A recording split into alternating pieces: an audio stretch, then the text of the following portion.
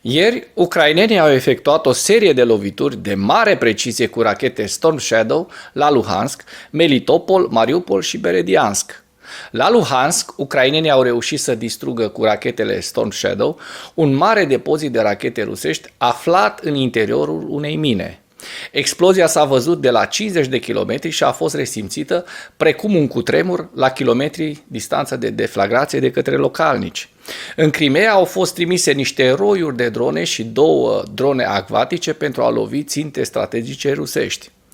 Azi dimineața am văzut imagini cu podul de peste Crimea serios avariat. Pe tema acestui subiect vom reveni atunci când vom avea suficiente dovezi. Le-or fi sosit ucrainenilor stocuri noi de rachete Storm Shadow și HIMARS, că de 3 zile lovesc într-una obiectivele strategice rusești din spatele frontului. Ziua 509 a războiului din Ucraina. Forțele ucrainene au efectuat operațiuni contraofensive pe cel puțin 3 sectoare ale frontului. Imaginile geolocalizate publicate pe 15 iulie arată că forțele ucrainene au realizat câștiguri la nord-vest de Storomaiovske, care este la 9 km sud de Velika Novosilka, în zona de frontieră de vest a regiunii Donetsk, estul regiunii Zaporojie.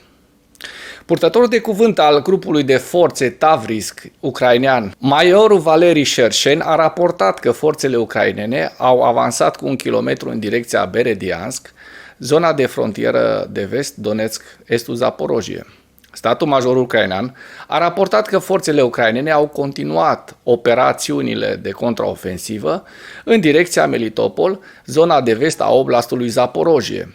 Ministrul adjunct al apărării ucrainean, Hanna Maliar, a raportat că forțele ucrainene continuă să avanseze în zona Bahmut și apără noi poziții pe flancurile Bahmutului împotriva atacurilor terestre rusești.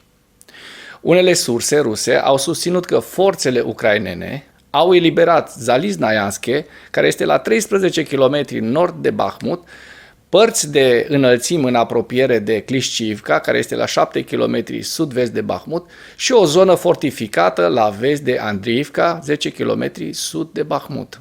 Președintele rus Vladimir Putin a negat succesele ucrainene în contraofensivă și a susținut că forțele ucrainene nu au reușit să treacă prin apărarea rusă pe data de 16 iulie. Putin i-a spus în special unui jurnalist că va răspunde la întrebare despre alte obiective ale războiului dacă jurnalistul închide camera. Forțele ucrainene au avansat însă în sudul Ucrainei, unde forțele ruse au pregătit cele mai extinse fortificații. Institutul pentru Studiul Războiului a calculat pe baza propriului control al datelor de teren că de la începutul contraofensivei ucrainene din 4 iunie până pe 9 iulie, forțele ucrainene au eliberat aproximativ 253 de kilometri pătrați de teritoriu.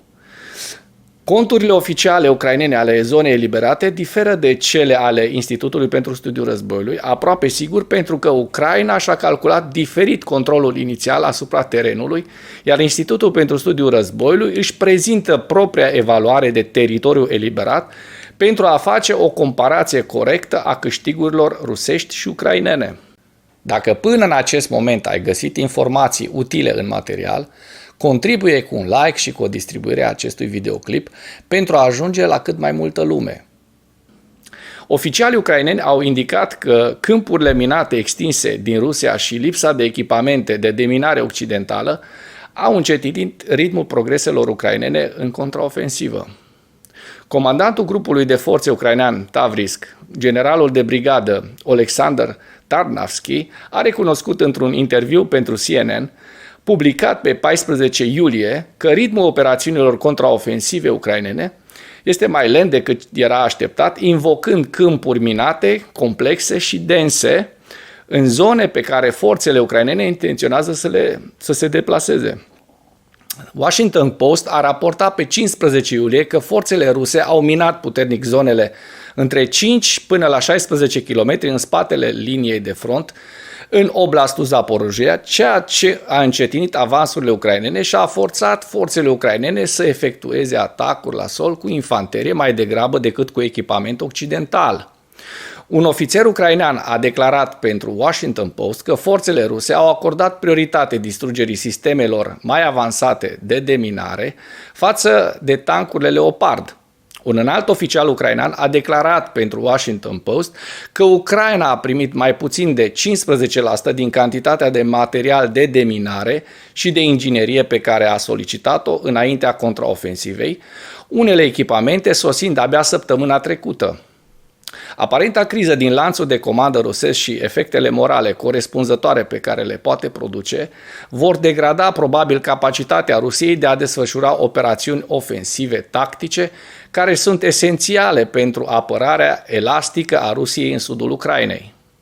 Operațiunile defensive rusești în sudul Ucrainei urmează un model în care un eșalon de forțe ruse încetinește și degradează atacurile forțelor ucrainene, până când un al doilea eșalon contraatacă din pozițiile defensive pregătite pentru a reduce avansurile ucrainene.